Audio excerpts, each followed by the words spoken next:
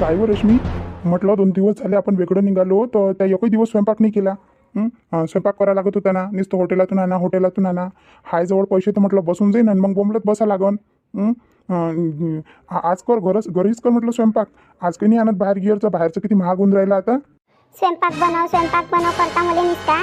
आणि काय म्हणते तर सिलेंडरने आणून राहिले ना, काही नाही. तुम्हाला तर दिले होते ना पैसे, माझ्या बाबाने दिले कपड्यासाठी, ते पैसे तुम्हाला देऊन दिले. आणि त्याच्यात म्हटलं एक मडकं आणून घेतलं आणि हे आणून घेतलं फिलेटा. आणि आता म्हणता स्वयंपाक कर. सिलेंडर आणून द्या मला आणि मी करतो. एक तर म्हटलं तुम्हाला म्हटलं का चांगल्या घरात चला, चांगली रूम पहा एखादी चांगल्या घरातली. ते मातीच्या घरात आणून ठेवून दिलं मला. इथं काही सुचून नाही राहिलं म्हटलं. आणि ते चूल पडली आहे, फ्रीज नाही, वॉशिंग मशीन नाही, इथं काहीच नाही. एक तो पंखा टिंग टिंग टिंग टिंग करून राहिला, बाकी काहीच नाही म्हटलं. एक कूलरही नाही. बस पप्पा, माझ्याकडून तर असं होऊन राहिलं, असं वाटते का उकडते का माझ्या जीव आता. असं आहे ना, तुझ्या जीव उकडते का करून राहिला, मयानी करून राहिला काय. तुझ्यापेक्षा तर म्हटलं मला ऐशो आरामात जगाची सवय पडली आहे. मी तर एवढा ऐशीत जगलो म्हटलं का तुला काय सांगू आता. मी तर ऐसीच्या बाहेर निघालो आहे. माझ्या घरी AC, माझ्या घरी कूलर, माझ्या घरी सगळ्या सोयी सुविधा म्हटलं. आता तू यानं मला ह्या मातीच्या घरात या लागलं, मातीच्या घरात राहा लागून राहिलं.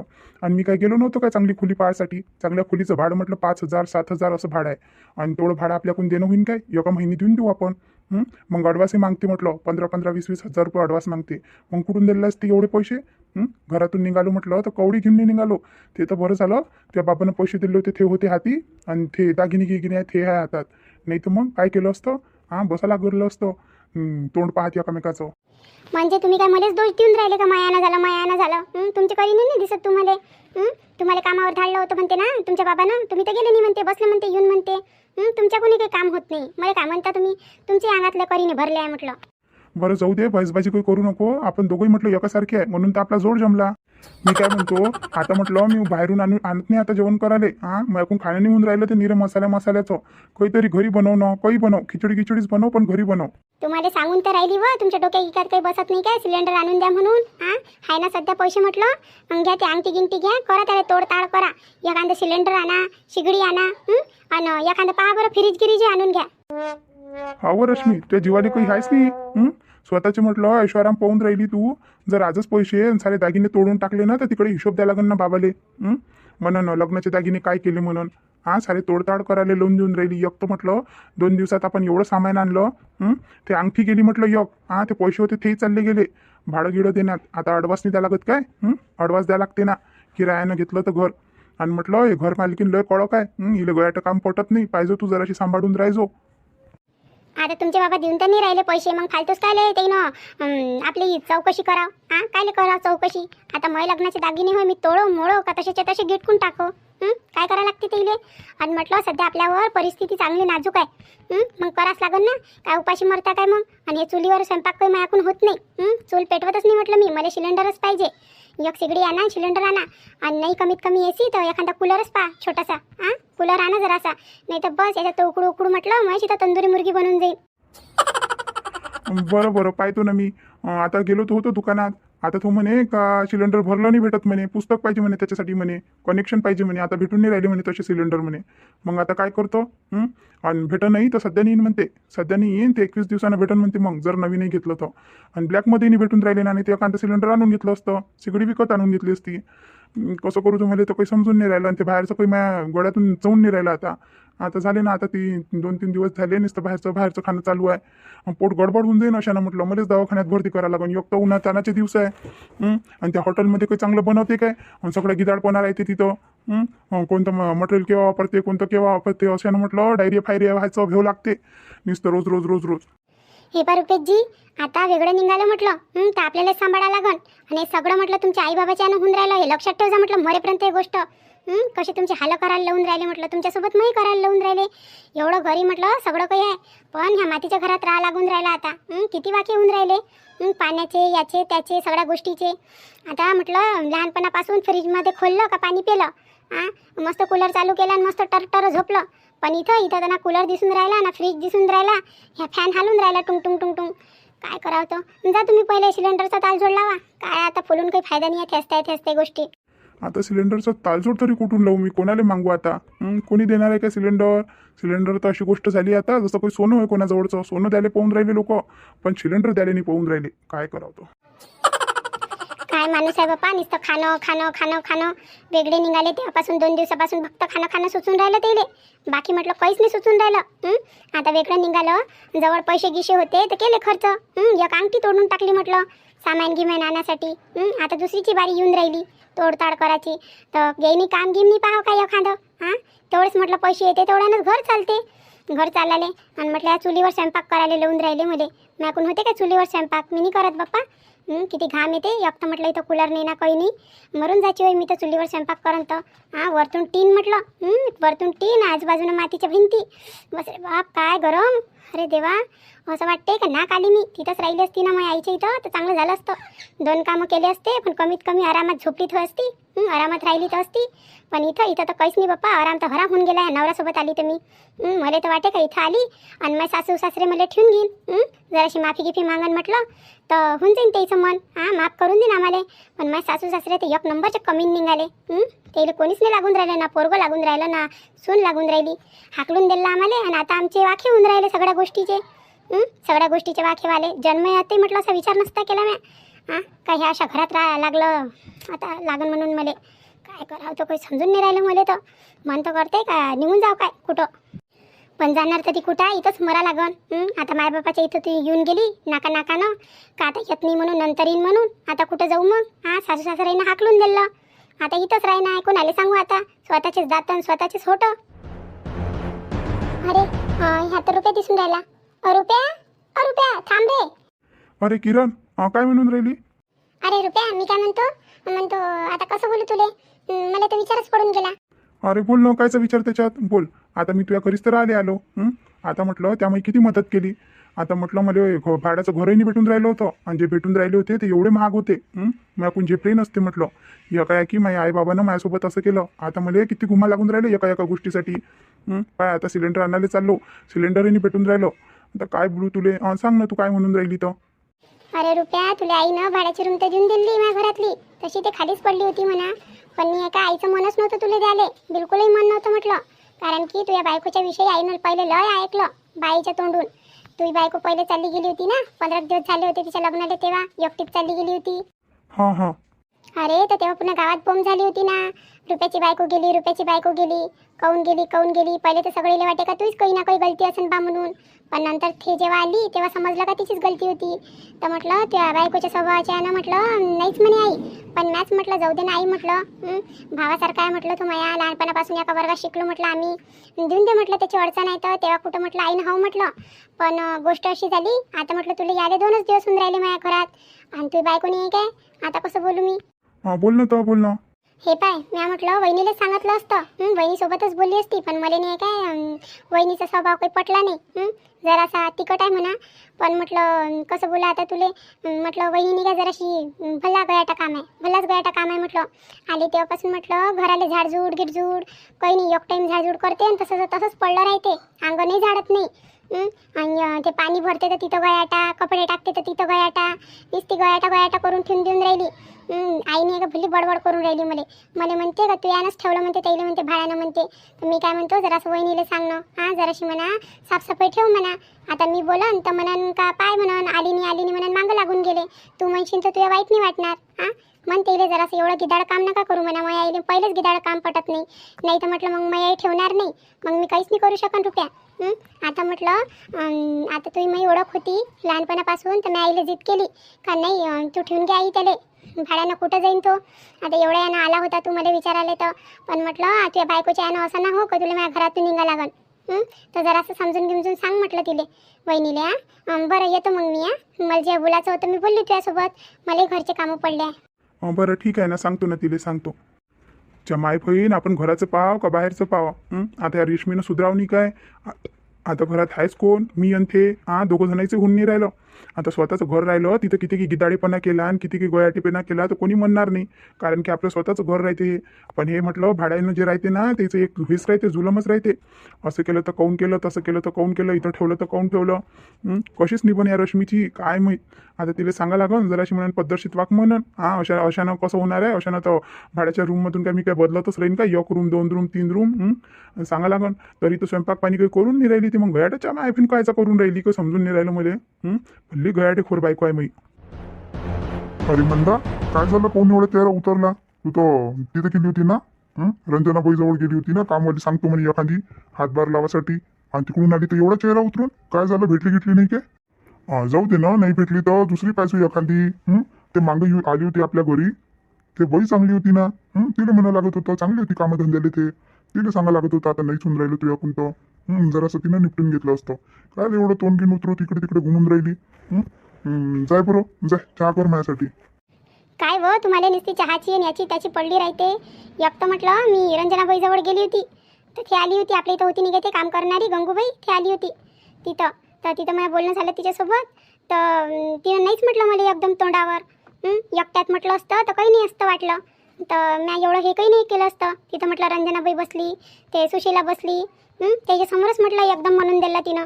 म्हणे येत नाही म्हणे यायच्या घरी, म्हणे यायचे व्यवहार काही चांगले नाही, असं तसं फार बडबड करून राहिली होती.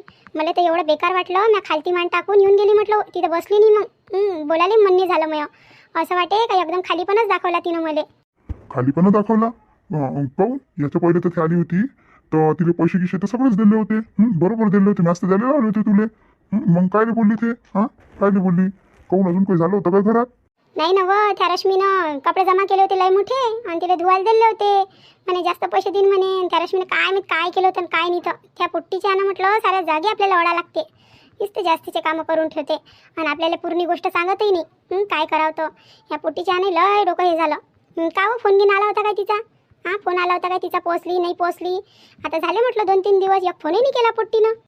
आता हे पाय, आता सध्या काही फोन लावू नको. मी नाही लावत आणि तूही नको लावू. आणि आला तिकडून तर बोलून घेजो. आता म्हटलं तिथून एक तर भांडणं गिरणं करून आले होते दोघे जण, आता गेले. आता त्याचं ते निपटू दे थोडंसं. आपण फोन लावू ना तर म्हणून यल पाडून राहिले म्हणून. अजून येऊन जाईन म्हटलं छातीवर बसासाठी. सध्या लावूच नको फोन, काही गरज नाही फोन घेऊन लावायची. आणि मला लावायचा राहील तर मी म्हटलं तिच्या सासऱ्याला लावून कसं काय चालू आहे म्हणून तिचं. आणि तू काही लावजोच नको तिला फोन. आणि ते तर लावतच नाही, तिला एवढी फुरसत राहतच नाही तुला फोन लावायची. तूच लावत असतं 17 वेळा. मग आई होय ना मी, म्हणतो दुखणारच आहे ना, माझ्या लेकरासाठी कशी राहू मैले. आईले म्हटलं चांगले लेकरं चांगले राहते आणि वांगले लेकरं चांगले राहते. नाही आई का दुरावा करत असते का लेकरे?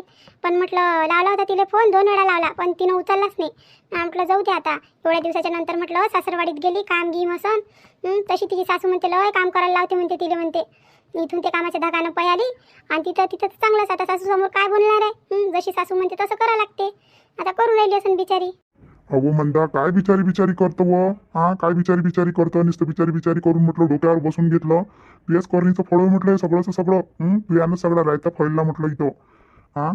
आणि समजावणं तर जमतच नाही तुले. उलट म्हटलं कोणते कामं करायला लावते ते? आहेस कोणते जण? काय खटलाय का 10-12 जणांचा? का मला दिवसभर काम करत बसन आणि काम संपणच नाही. इन घरात 4 जण, 4-5 जण, 4-5 जणांचं करायला काय एवढं हे लागते काय? आपल्या सुना तर किती जणांचं करते घरात. एवढं मोठं घरही आहे, सगळं दारही आहे, सगळं करते म्हटलं. तरी काय बोलावं आता तुला? जाऊ दे तिकडे. जाय, नाही भेटून राहिली ना कामवाली, चांगलंच झालं आता चांगली जिरते म्हटलं तू. काय म्हटलं तुम्ही? काही नाही, काय म्हणणार आहे? काय मनासारखं ठेवलं त्या? काम नाही ना धंदा नाही, ज्याला बूट नाही शेडूक नाही तेच गोष्टी करत बसतं मार कुकडच्या कुकडे. दिमाग नसल्यासारखी. आता चहा तर तू करून देणार नाही आहे. जातो मी, चहा घ्या पेतो कॅन्टीनवर आणि पान गिन खाऊन येतो तिकडे. आता हे असं सुन म्हटलं जेव्हापर्यंत सुना नाही राहील ना ह्या घरात तसाच चाल राहील. ना खायचा जागेवर भेटन ना प्याचं जागेवर भेटन. बस असंच राहील. केव्हाही या केव्हाही जा, आणि जे बनवलं ते ढुसा आणि झोपले राहा. हे पेंट्याचे बाबाई ना कधी कधी जास्तच करून घेते म्हटलं. यायला तर चांगलंच आहे, कामवालीनी भेटली तर. याच्या तर मनासारखी होऊन गेली तशी. म्हटलं लय दिवसापासून मागं लागले होते, काम नाही करत. पण हे नाही पाहत का आपल्या बायकोकून काम होते नाही होत. पण म्हटलं माणूसच चांगला नाही तर आपण कोणाला बोलणार आहे? माणूसच तर चांगला पाहिजे. आता मग पोरगं पाहना, सुनीच्या मागं कसा राहते, राधिका. थेलाही नाही पोरगं तसंच राहते. पण म्हटलं ह्या माणूस पाहना, बाप असा आणि लेकरं असे. असं वाटते एक उत्तर आहे आणि एक पूर्व आहे आणि एक पश्चिम आहे, अशा घरचा ताल आहे माया. आता काही फायदा नाही आहे जीव जाऊन. खरं तर आपल्यालाच लागून कोणाला सांगणार आहे? आता ह्याही 2 महाराण्या चालले गेले आपल्या कामासाठी. ते आराम करायला गेली आणि ते पेपर द्यायला गेली.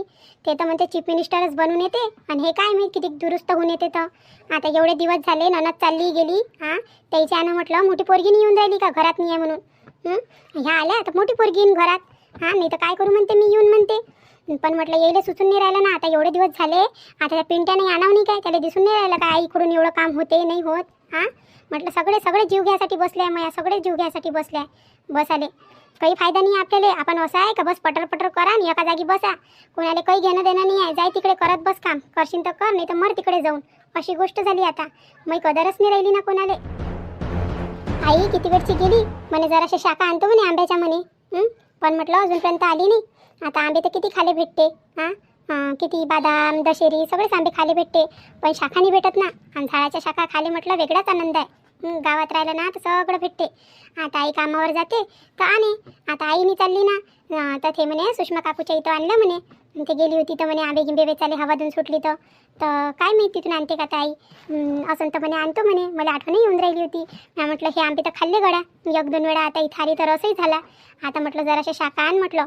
त्याची चवच वेगळी राहते. आंब्याची चव येतच नाही त्याच्यात, मस्त वेगळीच चव येते. हे काय हे कार्पेटनं पिकवते सगळं हा ब्रेड माल. ते कसं ते ओरिजिनल राहते ना झाडावरचं, मस्तच लागते खाले.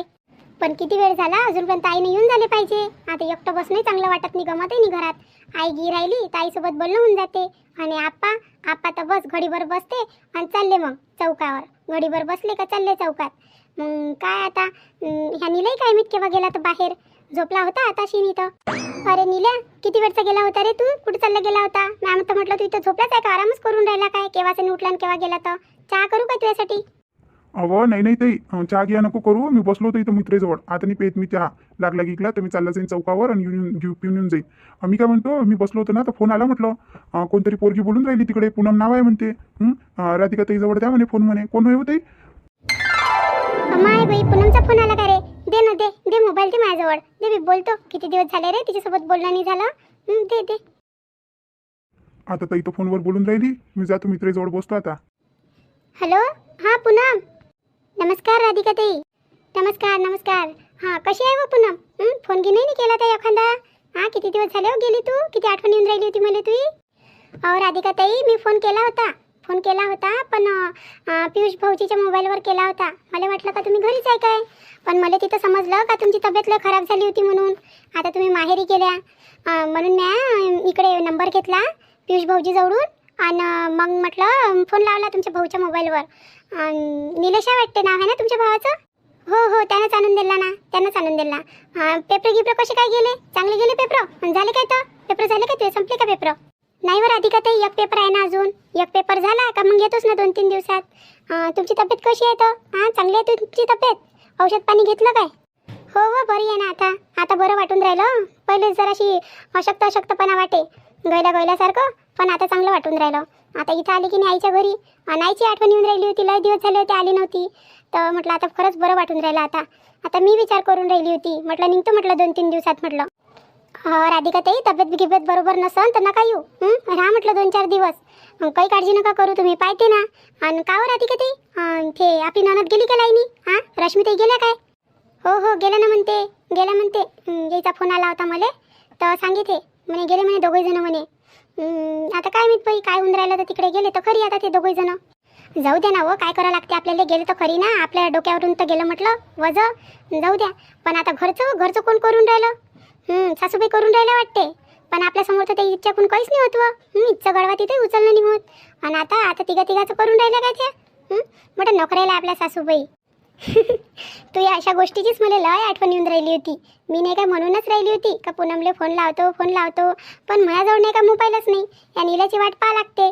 मोबाईल राहिला तर मी त्याला फोन लावतो आणि 2 शब्द बोलले का मग ठेवून देतो. आता नाही काय येईल म्हणून एखादा मोबाईल घेऊन द्या म्हणून मला.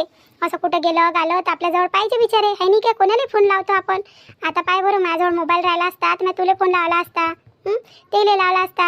आता स्वतःच राहते तर माणूस घेते आणि अर्ध्या तासात 2-2 तासात एखादा लावतेच फोन. ज्याला आठवण आली त्याला.